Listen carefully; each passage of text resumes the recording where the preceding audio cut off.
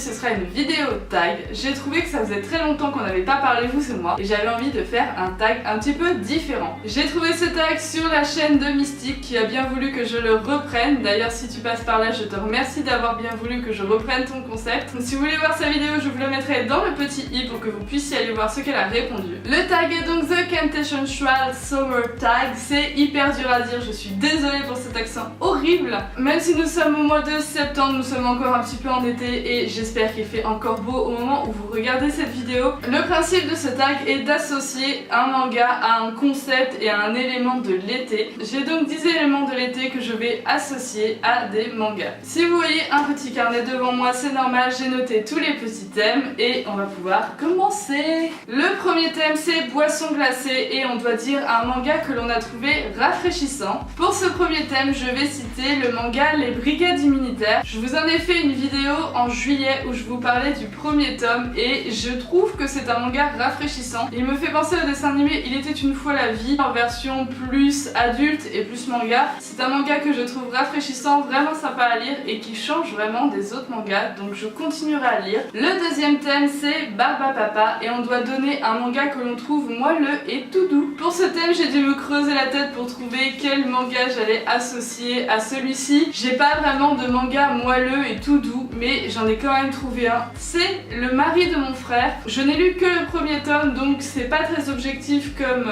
avis, mais j'ai trouvé le premier tome tout doux, tout sympa, tout mignon. Ça parle d'homosexualité sans que ça tombe dans le cliché, je trouve ça vraiment bien. Ensuite, troisième thème, c'est Lunettes de soleil et c'est un manga sombre. Là j'ai hésité entre deux mangas. J'ai hésité entre King of Eden et Kazan, mais j'ai choisi de sélectionner Kazan parce que c'est une série que j'adore. Je vous en avais parlé dans des mangas bonus, je pense que je vous en reparlerai parce que ça fait un petit moment que je n'ai rien dit dessus. Si vous ne connaissez pas, je vous invite à aller voir le manga bonus que j'avais fait dessus, je vous mets ça dans le petit i. Le quatrième thème de l'été c'est Pique-nique un jour de pluie et on doit dire un manga triste. Je n'ai pas vraiment de manga triste alors j'ai eu du mal à trouver un manga que je mettrais dans cette catégorie, mais en y réfléchissant bien j'en ai trouvé un et il s'agit de la série Red Ice World. Pourquoi je mets ce manga comme une série triste? C'est parce que ce manga, l'auteur a le don de tuer des personnages que l'on adore. Pour ceux qui regardent Game of Thrones c'est exactement la même chose, on s'attache à des personnages et il les tue et forcément on est toujours triste quand un des personnages principaux meurt. Ensuite, cinquième thème, il s'agit du sable et on doit dire un manga qui nous a irrités. Alors là je vous avoue que je n'ai pas eu beaucoup de mal à trouver puisqu'il y a un seul manga dans ma mangatech que je déteste. Je ne l'ai toujours pas revendu, je ne sais pas pourquoi mais je le déteste ce manga et pourtant beaucoup aiment cette série mais vraiment moi j'ai pas accroché. J'en avais fait une vidéo au tout début de ma chaîne. Il s'agit de la série Monster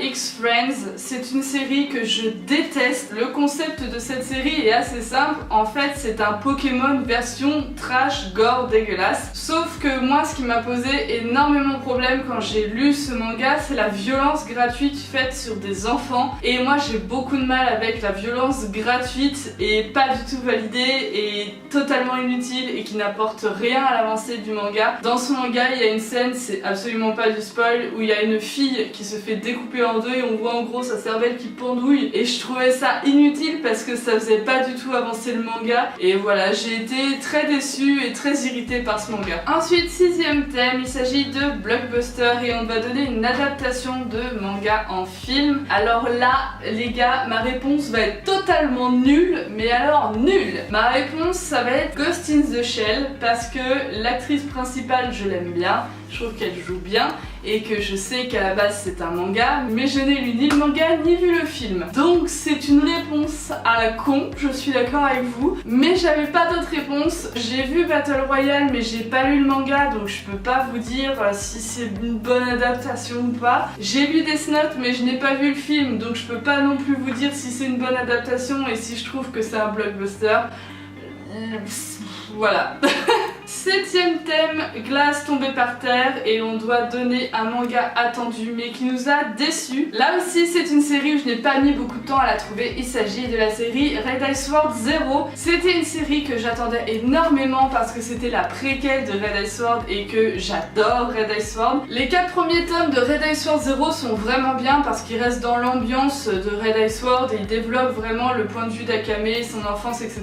Mais à partir du 5ème tome, on tombe totalement dans le fan service et j'ai été tellement déçue par l'auteur. Il pouvait pas tomber dans le fan service quand on est capable de faire une œuvre aussi fabuleuse que Red Ice Sword. On ne peut pas tomber dans du fan service comme ça, et j'en avais fait un coup de gueule aussi, donc si vous ne l'avez pas vu, pareil dans le petit i. Avec le recul, je comprends toujours pas pourquoi l'auteur a voulu faire du fan service en mettant une lesbienne nympho complètement cliché. Le 8ème thème, c'est Palmier, et on doit donner un manga grand format que l'on a adoré. Je n'ai pas lu beaucoup de mangas grand format, mais il y en a un qui est très peu connu que j'ai bien aimé. C'est le manga Pandemonium. Il a été adapté en grand format. Je l'ai acheté il y a 2-3 ans et c'était assez surprenant, c'était une lecture très différente. C'est l'histoire de personnages qui interagissent les uns avec les autres dans un monde imaginaire. Ça fait tellement longtemps que je l'ai lu que je vous avoue que je pourrais pas vous en donner plus de détails, mais je vous invite à aller sur Manga News si vous voulez plus de résumés, des descriptions ou des avis. Moi j'ai beaucoup aimé ce manga. L'avant-dernier thème, c'est Feu de camp, et c'est un manga que l'on veut brûler. Ça va pas être une grande surprise parce que je vous l'ai dit dans un autre thème, mais je vais brûler Monster X Friends. J'ai essayé de trouver un autre manga dans ma mangatech que je déteste au point de brûler, parce que pour moi brûler un manga c'est pire que tout, c'est pire que de le jeter, et il y en a pas d'autre hormis Monster X Friends que je brûlerais réellement. Donc si je n'avais pas des principes par rapport au livre et au manga, il aurait déjà servi d'allume-feu pour le barbecue. Et enfin le dernier thème, c'est Feu d'artifice, et on doit donner un manga avec une histoire inattendue. Là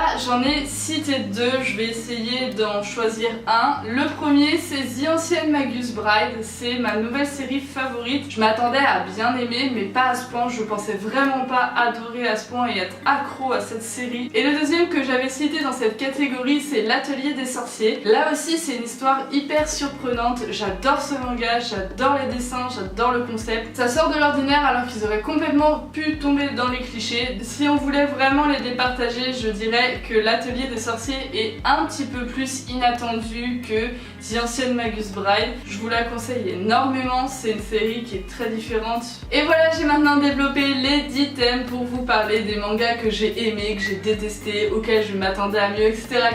J'espère que ça vous aura donné un petit peu plus d'infos sur moi et que ça vous aura plu. Je vous invite à laisser des commentaires en dessous pour me dire ce que vous auriez répondu à ces différentes questions. Ça m'intéresse de voir quels sont vos goûts. Je vous invite également à nous laisser des pouces bleus, à vous abonner en cliquant sur la vignette que je mettrai à la fin de la vidéo. Comme d'habitude, je vous mets à la fin de la vidéo les réseaux sociaux qui sont Facebook et Instagram. En attendant la prochaine vidéo, moi je vous dis à très bientôt. C'était Nightiri pour la Geekosphère. Ciao!